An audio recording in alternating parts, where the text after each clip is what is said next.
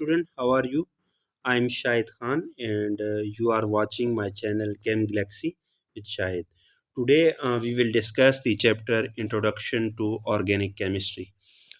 इसमें हम क्या करेंगे कि शॉर्ट शॉर्ट चीज़ों को क्या करेंगे कवर करेंगे ये आपके लेक्चरशिप या फिर जो आपके एसएस के टेस्ट होने वाले उनकी आप ये कह सकते हैं कि एक रिवीजन सेशन हमारे पास है। मैं डेली बेस पे एक लेक्चर अपलोड करूँगा। तो ऑर्गेनिक्स मैंने स्टार्ट किया है।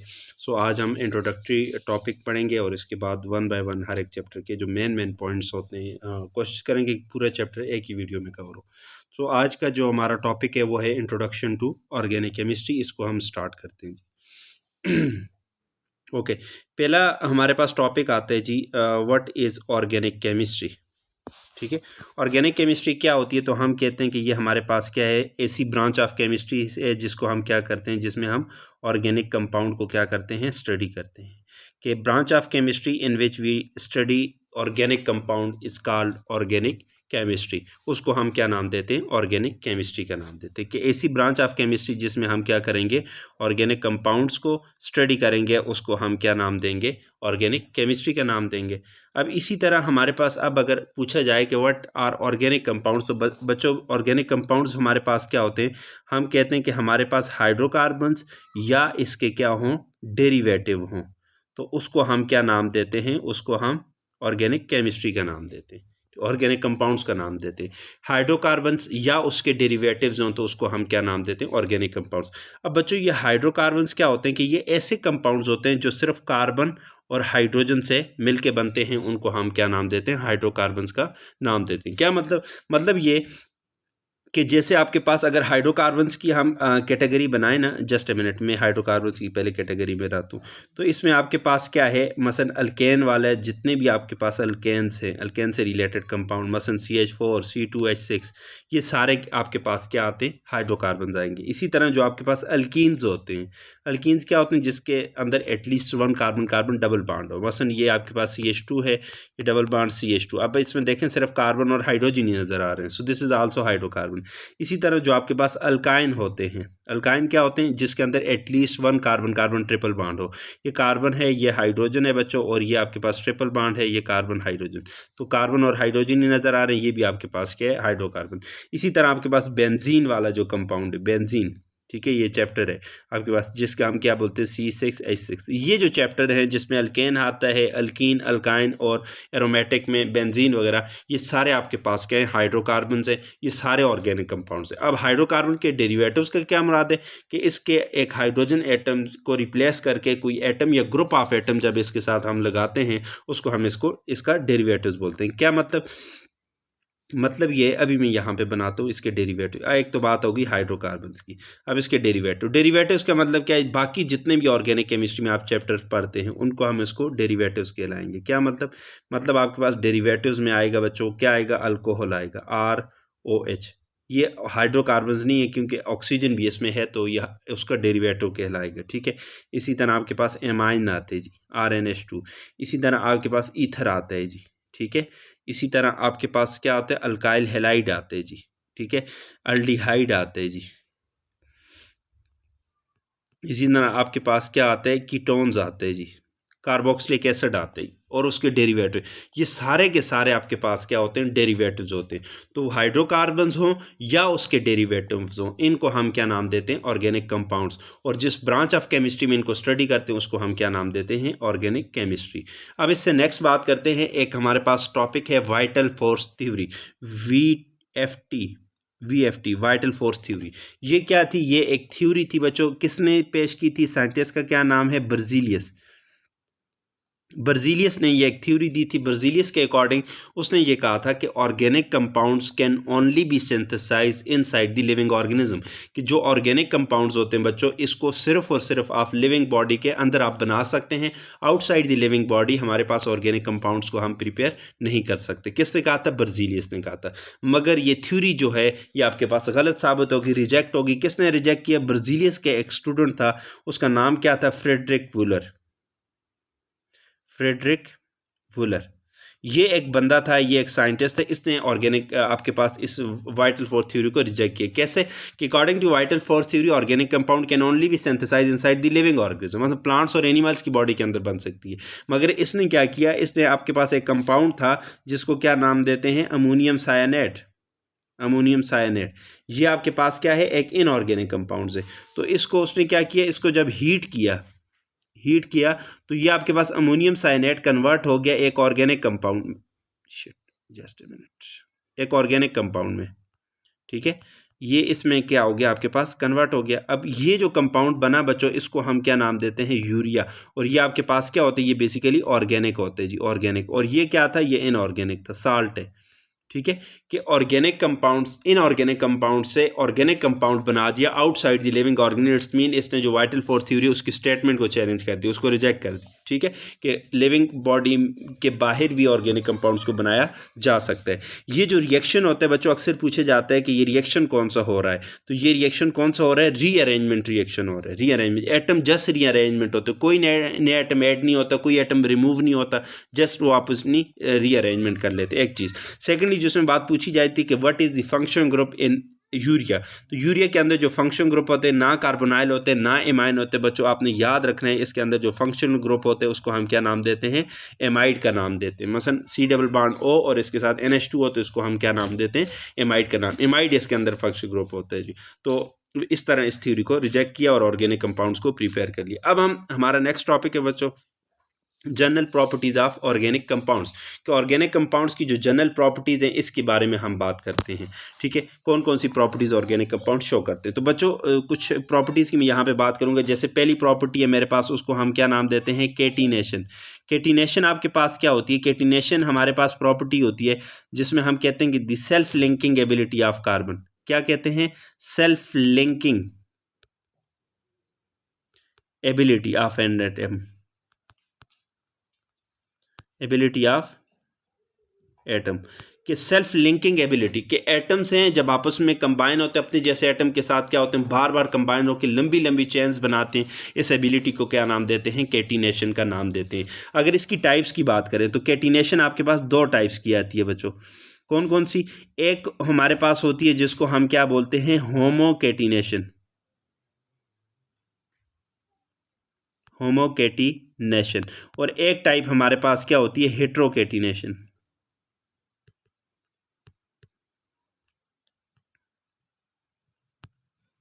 हेट्रोकेटिनेशन। होमोकेटिनेशन क्या होती है बच्चों, जब हमारे पास क्या होते हैं, एक जैसे एटम, होमो का मतलब क्या होता है, सेम, एक जैसे एटम आपस में क्या होते हैं, लिंक करते हैं और लंबी लंबी चेन्स बनाते हैं। मसलन ये कार्बन है, ये दूसरा, ये तीसरा, ये चौथा, एंड सो ऑन। इस तरह एक जैसे एटम जब आपस में क्या होते हैं, मिलते रहते हैं और लंबी लंबी चेन्स बनाते हैं। इस टाइप की जो कैटिनेशन होती है, सेल्फ लिंकिंग एबिलिटी होती है, उसको हम क्या बोलते हैं, होमोकेटिनेशन। और बच्चों एक टाइप की कैटिनेशन होती है जिसको हम क्या बोलते हैं, हेट्रोकेटिनेशन। हेट्रोकेटिनेशन में डिफरेंट एटम आपस में जुड़ के लंबी चेन्स बनाते हैं। क्या मतलब, सिलिकॉन है बच्चों, ये क्या करते हैं, ऑक्सीजन के साथ मिलता है, इसी तरह फिर ये सिलिकॉन है, ये फिर आगे ऑक्सीजन के साथ मिलेगा, तो ये भी एक लंबी चेन्स बनाते हैं। ये भी कैटिनेशन है, मगर चूंकि इसमें डिफरेंट एटम इन्वॉल्व हैं तो इस टाइप की कैटिनेशन को हम क्या बोलते हैं, हेट्रोकेटिनेशन। तो ये पहली एबिलिटी है, पहली प्रॉपर्टीज है किसकी, ऑर्गेनिक कंपाउंड्स की, ऑर्गेनिक कंपाउंड शो कैटिनेशन। ये कैटिनेशन की प्रॉपर्टी शो करते हैं बच्चों। इससे आगे चलते हैं जी। नेक्स्ट हमारे पास एक इंपॉर्टेंट प्रॉपर्टी है बच्चों, उसको हम क्या बोलते हैं कि ऑर्गेनिक कंपाउंड जो होते हैं वो आपके पास क्या होते हैं, कोवलेंट नेचर के होते हैं, आयनिक नहीं होते। तो हम कह सकते हैं कि ये नॉन आयनिक और कोवलेंट नेचर रखते हैं जी। अच्छा जी, अब देखें ऑर्गेनिक कंपाउंड्स। ओके, दूसरी हेडिंग है जी, हमारे पास क्या कहते हैं, कोवलेंट। कोवलेंट या इसको हम क्या बोलते हैं, नॉन आयनिक भी बोल सकते हैं जी। ठीक है, तो ऑर्गेनिक कंपाउंड्स बेसिकली क्या होते हैं, कोवलेंट होते हैं जी। ठीक है, कोवलेंट कंपाउंड होते हैं। क्यों, आप ऑर्गेनिक कंपाउंड्स में देखें ना, इसमें आपके पास क्या होते हैं, मसलन कार्बन हाइड्रोजन का बॉन्ड आपको मिलेगा जी। ठीक है, कार्बन कार्बन का बॉन्ड मिलेगा, कार्बन नाइट्रोजन का बॉन्ड मिलेगा, कार्बन ऑक्सीजन का बॉन्ड मिलेगा। ठीक है, कार्बन हेलोजन का बॉन्ड मिलेगा, यही बॉन्ड होते हैं। अब ये सारे देखें जो बॉन्ड बने हुए, कार्बन ये भी नॉन मेटल, हाइड्रोजन भी नॉन मेटल, कार्बन कार्बन दोनों नॉन मेटल, कार्बन नाइट्रोजन ये भी नॉन मेटल, कार्बन ऑक्सीजन ये भी दोनों नॉन मेटल, कार्बन हेलोजन ये भी non metal.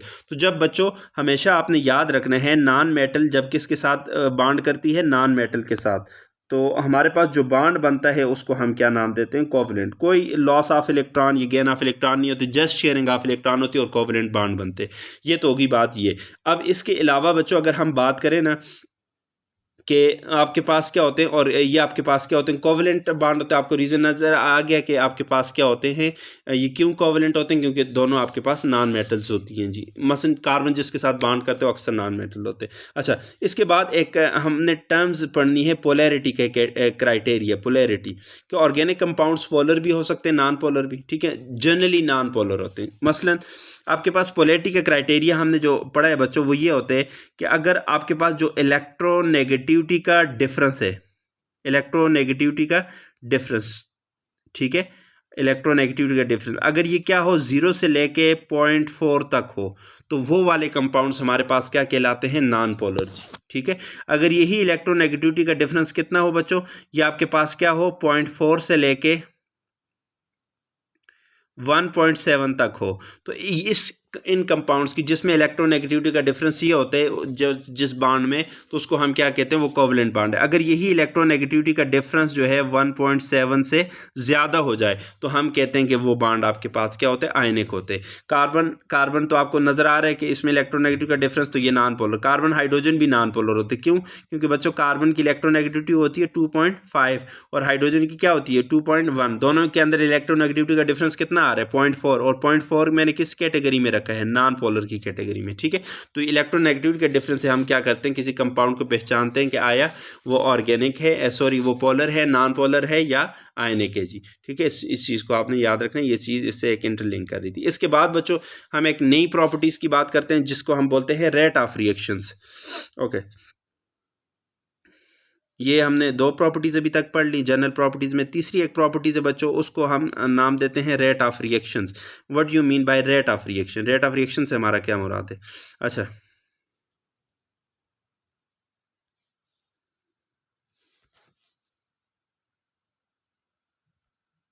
Rate of reaction कि जो ऑर्गेनिक कंपाउंड्स होते हैं बच्चों, ऑर्गेनिक रिएक्शन जो होते हैं, वो जो ऑर्गेनिक कंपाउंड जो रिएक्शन देते हैं उनको ऑर्गेनिक रिएक्शन बोलते हैं। तो ऑर्गेनिक कंपाउंड्स के जो रिएक्शंस होते हैं बच्चों, वो आपके पास क्या होते हैं, वो हमारे पास स्लो होते हैं जी, ठीक है। वो हमारे पास क्या होते हैं, स्लो होते हैं। क्यों स्लो होते हैं बच्चों? वजह ये होती है कि जो ऑर्गेनिक रिएक्शंस होते हैं इसमें आपके पास क्या होते हैं, दो प्रोसेस होते हैं। पहला होता है बॉन्ड ब्रेकिंग। मसलन पहले पुराने बॉन्ड रिएक्टेंट्स के दौरान क्या होते हैं, ब्रेक होते हैं। रिएक्टेंट्स के अंदर जो बॉन्ड होते हैं वो ब्रेक होते हैं, और सेकंड स्टेप होता है बॉन्ड फॉर्मेशन, और फिर नेक्स्ट स्टेप में जाके क्या होते हैं, बॉन्ड फॉर्म होते हैं जी। दो काम करने होते हैं, पहले बॉन्ड पुराने बॉन्ड को तोड़ना होता है, न्यू बॉन्ड्स हमने क्या होते हैं, बनाने होते हैं। तो इस वजह से डबल काम हमारे पास लगता है। क्या मतलब मैं अगर जनरल यहाँ पे एग्जांपल आपको दूं तो हमारे पास क्या है, ये ए है और ये आपके पास क्या है, सॉरी ये भी ए है, ठीक है। ये आपके पास रिएक्शन कर रहा है बी और दूसरी साइड पे भी बी है। इस बॉन्ड को भी तोड़ना है, इसको भी तोड़ना है। फिर आपने क्या करना है, प्रोडक्ट में न्यू बॉन्ड ए और बी के दरमियान बनाना है, प्लस इसी तरह आपने सेकंड बॉन्ड ए और बी के दरमियान बनाना है जी। तो दो टास्क होते हैं, पहले बॉन्ड ब्रेक करने होते हैं, फिर बॉन्ड फॉर्मेशन होती है। तो इसलिए ये रिएक्शन हमारे पास क्या होते हैं, स्लो होते हैं। अच्छा जी, इसके मुकाबले में बच्चों, अच्छा इसी में एक चीज़ मैं और एक्सप्लेन कर लूँ, ऑर्गेनिक रिएक्शन क्या होते हैं, हमारे पास स्लो होते हैं। इनको फिर प्रोसीड करने के लिए कुछ हमें एडिशनल काम करने होते हैं। क्या? जैसे ऑर्गेनिक रिएक्शंस अगर आपके पास हैं बच्चों, तो उसके लिए आपने क्या क्या करना होगा। पहला काम ये होता है कि आपने ऑर्गेनिक रिएक्शन को कराने के लिए आपने क्या करना होता है, हीट करना होता है जी। क्या करना होता है, हीटिंग देनी होती है जी। कि ऑर्गेनिक रिएक्शन अगर आपने कराना है तो आपने क्या करना है, उसको हीट करना है, पहली बात। दूसरी बात, उसको क्या करनी होती है, थारो मिक्सिंग करनी होती है। थारो मिक्सिंग कि उसको क्या करना होता है, मिक्स करना होता है जी। जैसे स्टेरिंग पे हम लगा लेते हैं रिएक्शंस को जी, उसको घुमाता रहता है, सॉल्यूशन आपस में मिक्स होता है। तीसरा काम जो होता है, तो इसमें हम क्या करते हैं, कैटालिस्ट यूज़ करते हैं। कैटालिस्ट भी क्या करते हैं, स्पीड अप करते हैं किसको, रिएक्शंस को। तो ये हमने काम करने होते हैं बेसिकली। पहली बात, हमने उसको क्या करना होता है, हीट करना होता है ऑर्गेनिक रिएक्शंस को, थारो मिक्सिंग करनी होती है, और इसी तरह उसमें हम क्या करते हैं, कैटालिस्ट डालते हैं in order to proceed the organic reaction. अब इसके मुकाबले में जो आपके पास दूसरे रिएक्शंस होते हैं, दूसरे कौन से रिएक्शन, इनऑर्गेनिक रिएक्शन, वो आपके पास क्या होते हैं, फास्ट होते हैं। अब वो क्यों फास्ट होते हैं जी, उसके रीजन भी देख लेते हैं बच्चों। जो आपके पास क्या होते हैं, जो आपके पास इनऑर्गेनिक रिएक्शंस, सॉरी, जो आपके पास क्या होते हैं, हाँ, आयनिक रिएक्शंस होते हैं या इनऑर्गेनिक के रिएक्शंस होते हैं, वो फास्ट होते हैं। क्यों फास्ट होते हैं बच्चों, जो आयनिक रिएक्शंस होते हैं, ठीक है, वो आपके पास क्या होते हैं, फास्ट होते हैं। अब फास्ट क्यों होते हैं, हमारे पास जो आयनिक रिएक्शंस होते हैं बच्चों, उसको हम क्या करते हैं, सोल्यूशन में लेते हैं। मसलन आपके पास ये क्या होते हैं, जब सोल्यूशन में डालते हैं तो ये आयंस में कन्वर्ट होते हैं। कैसे, जैसे ए प्लस बना था और इसी तरह बी प्लस, ये अलग सोल्यूशन आपके पास आ गया और ये अलग सोल्यूशन आ गया। जब इनको मिक्स करते हो, no need to break any bond, older bond break करने की जरूरत नहीं, ऑलरेडी आयंस की फॉर्म में। तो आपके पास जस्ट एक ही काम होता है जिसको हम क्या बोलते हैं, फॉर्मेशन ऑफ न्यू बॉन्ड। तो इसमें टास्क चूंकि कम है, पुराने बॉन्ड तोड़ने नहीं होते, जस्ट न्यू बॉन्ड फॉर्म होते हैं। तो इसलिए जो हमारे पास आयनिक रिएक्शंस होते हैं वो क्या होते हैं, वो कदरे फास्ट होते हैं जी, ये बात। अब इसके बाद आपके पास क्या होते हैं, हमारे पास नेक्स्ट एक जनरल प्रॉपर्टीज आती है जिसको हम क्या नाम देते हैं, सॉल्युबिलिटी का नाम देते हैं। सॉल्युबिलिटी का क्या मतलब है बच्चों,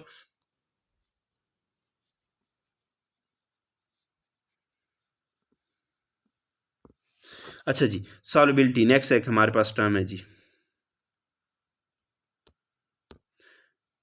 बच्चों जो ऑर्गेनिक कंपाउंड्स होते हैं वो हमारे पास क्या होते हैं, जनरली हमारे पास मोस्टली आपके पास क्या होते हैं, नॉन पोलर होते हैं। और आपने सॉल्युबिलिटी का एक रूल पढ़ा है कि लाइक डिजॉल्व लाइक, ये नॉन पोलर होते हैं तो ये किस में सॉल्युबल होंगे, नॉन पोलर सॉल्वेंट में हल होंगे। नॉन पोलर अगर आपके पास क्या है, सॉल्वेंट है, तो ये उसमें क्या होंगे, हल होंगे। नॉन पोलर सॉल्वेंट से क्या मुराद है, जैसे आपके पास बेंजीन है C6H6, इसी तरह जैसे आपके पास क्या है, ईथर वगैरह है, ये नॉन पोलर सॉल्वेंट, इसमें ये ऑर्गेनिक कंपाउंड्स हल होते हैं। यहाँ पे एक बात आपने याद रखनी है बच्चों, कुछ हमारे पास ऑर्गेनिक कंपाउंड जो हैं वो वाटर भी सॉल्युबल होते हैं, वाटर के अंदर भी सॉल्युबल होते हैं।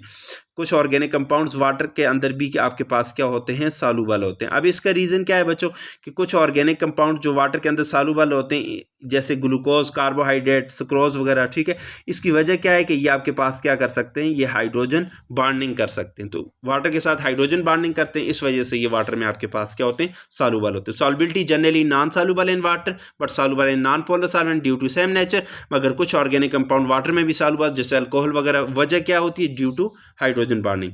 बच्चों एक और प्रॉपर्टीज है, जनरल प्रॉपर्टीज है, हम उसकी बात करते हैं।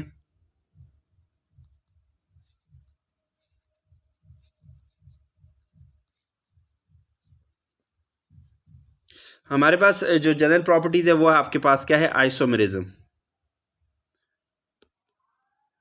कि ऑर्गेनिक कंपाउंड आइसोमरिज्म वाला फिनोमिना भी शो करते हैं। आइसोमर्स क्या होते हैं बच्चों, कि हमारे पास ऐसे कंपाउंड जिनका मॉलिक्यूलर फार्मूला सेम हो मगर उनकी स्ट्रक्चर डिफरेंट हो, इस तरह के कंपाउंड्स को हम क्या बोलते हैं, आइसोमर्स बोलते हैं।